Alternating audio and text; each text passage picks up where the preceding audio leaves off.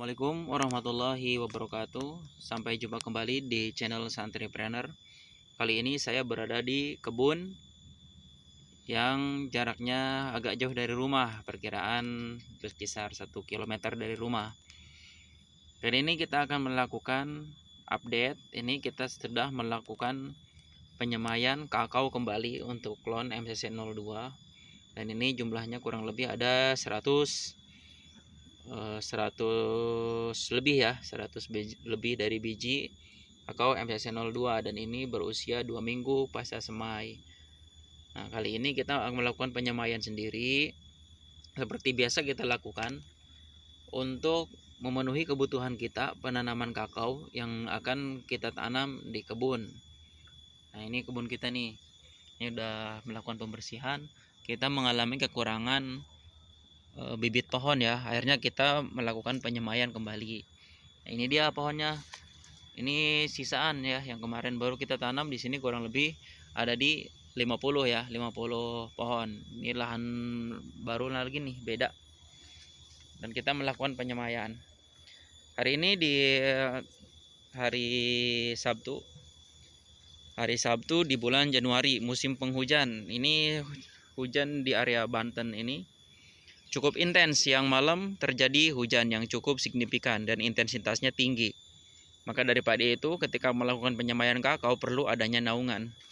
Dan memang naungan ini mau baik itu di musim kemarau dan penghujan itu diperlukan agar kakao terhindar daripada hujan yang berlebih yang akan mengakibatkan bibit menjadi busuk ya, atau kelebihan air. Nah, ini saya telah melakukan pemberian penaungan bersama paman saya ini, paman saya yang bikinnya ya. Naungannya terdiri dari plastik. Ini plastik untuk greenhouse sebenarnya ya, tapi ini biasanya kami dulu digunakan untuk membuat batu bata nih, plastik ini. Jadi agar sinar matahari tetap masuk, akhirnya kita menggunakan plastik ini. Kemudian untuk mengurangi intensitas matahari, karena ini bentuknya adalah bening, otomatis sinar matahari itu akan cepat masuk atau tidak ada halangan, dan itu akan panas ya. Menggunakan daun kelapa, pelepah kelapa ini digunakan agar mengurangi intensitas matahari. Nah, ini untuk kakao yang udah ditanam ya. Ini baru berkisar 2 bulan ya. Nah, ini akhirnya kita melakukan penyemaian lagi. Nah, ini kakaonya. Alhamdulillah untuk presentasi berkecambahan dan juga pertumbuhannya di angka 90% atau mungkin di 95%. Ini dari 3 buah biji kakao. Nah, ini untuk ini adalah pohon sengon yang memang kita bibit semai sendiri juga untuk keperluan sebagai tumpang sari atau naungannya ya. Karena lahan ini memang cukup luas. Untuk mendapatkan keuntungan yang lebih, tentu kita melakukan penanaman kayu juga ya. Karena memang untuk kayu mungkin hasilnya untuk tahunan, sedangkan mungkin kakao insya Allah kedepannya bisa penghasilan bulanan atau mingguan untuk memenuhi kebutuhan kita sebagai petani. Nah, selain daripada itu, sebenarnya ini dulu juga bekas pohon karet ya. Nah, ini yang udah ditanam.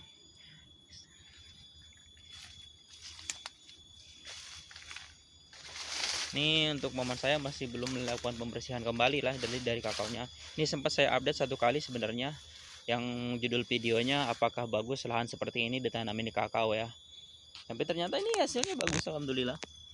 Ini baik nih, alhamdulillah. Ini biarpun naungannya seperti ini, katakanlah ini masih banyak gulma, ternyata tidak masalah. Yang penting yang jadi pokok utamanya adalah di samping sekitaran pohonnya ini kita usahakan tetap bersih di antara 1 meter ini. Artinya pembersihan gulma ya 1 bulan sekali cukup. Mau ini seperti ini ya, justru ini dengan banyaknya gulma yang ada kadang melindungi kakao daripada hama. Dia kebingungan hama untuk mencarinya karena ini cukup tersembunyi. Tapi tetap yang bersih itu tetap lebih disarankan ya, tetap rekomendasi ya. Karena juga kalau tanaman kita terlihat bersih ya, kita juga perawatan juga lebih nyaman ya kan. Nah, ternyata ini juga bagus nih. Ini di kebun yang jauh dari rumah bagus ternyata ya. Ya, padahal ini bibit dari sisaan yang istilahnya yang udah kita hasil sortir pilih, artinya yang upkir lah, bibit upkir. Karena yang bagus kita tanam yang di belakang rumah, yang biasa kita update, yang udah berusia 3 bulan. Ini penanaman saya rasa 2 bulan pun belum ini. Tapi memang kalau usia bibit dari hasil semai itu udah hampir 1 tahun. Cuman memang lama di polybag ya. Sekarang 6 bulan di polybag, kurang lebih ya, kalau tidak salah 6 bulan. Nah ini ternyata emang bagus dan terhindar daripada serangan penggerek daun ya, baik itu ulat ataupun mungkin kumbang malam. Nah ini kalau misalkan ada ini apa namanya gulma yang merambat, ini yang mengganggu nih, ini harus kita kontrol, ini kita buang. Nah ini tingginya sudah 1 2 3 sekitaran 50 cm lebih, ini 55 atau 60 cm. Nah lihat nih guys, samping-samping belakangnya ini apa namanya kotor, apa namanya banyak gulma maksudnya. Nah, ke bawah juga masih, tapi kita nggak kamera ya.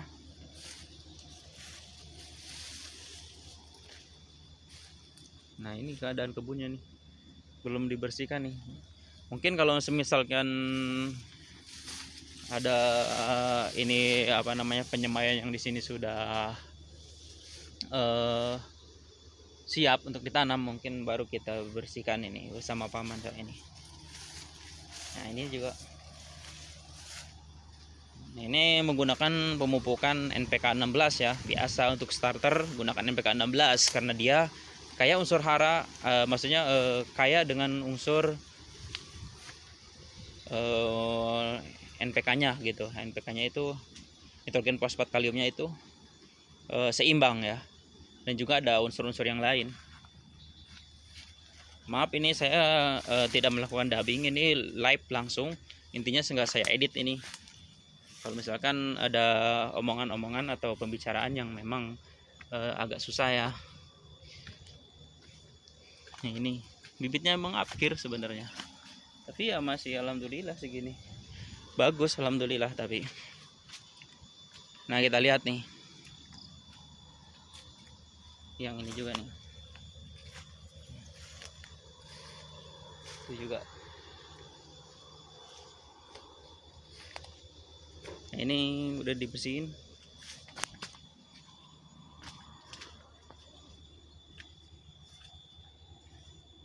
Nah itu paman saya lagi bersihkan.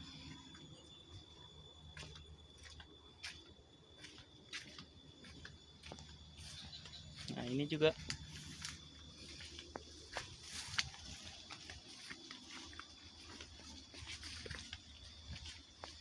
Nah ini,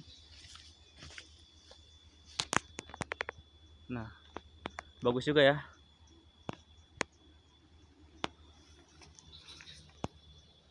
Oke, mungkin cukup sekian yang dapat saya sampaikan, kurang dan lebihnya mohon maaf. Sehat selalu semuanya, sukses selalu, panjang umur. Wassalamualaikum warahmatullahi wabarakatuh.